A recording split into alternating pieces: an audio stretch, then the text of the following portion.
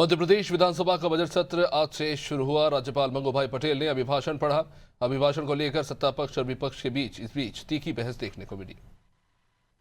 देखिए, बहुत शॉर्ट अभिभाषण था और राज्यपाल जी का जो अभिभाषण होता है तो हम लोग पहले से प्रिपेयर्ड होते हैं कि उसमें केवल डबल इंजन की सरकार, मोदी जी के कम से कम 50, 60, 100 बार नाम आ जाते हैं, उसके अलावा और कुछ नया होता नहीं है। तो इसलिए वैसा ही फिर हुआ और हम सबको बड़ी उम्मीद थी। बहुत शॉर्ट बोलकर पूरा उन्होंने पढ़ा भी नहीं और वो जल्दी चले गए और माननीय अध्यक्ष जी ने बाद में कहा कि हम कुछ जो नहीं बोल पाए उसको पढ़ा हुआ मान लेते हैं।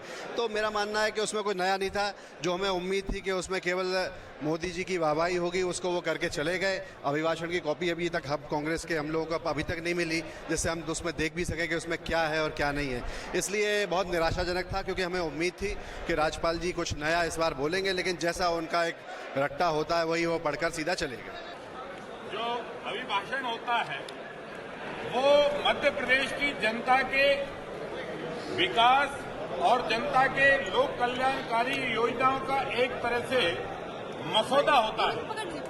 पर मैं कांग्रेस के नेताओं से प्रार्थना करूंगा कि कम से कम अपने प्रदेश की जनता के हित में जो मसौदा तैयार हुआ है उसको सुनो तो, और फिर उसमें अच्छाई है उसको बताओ, कमी है तो उसको उजागर करो।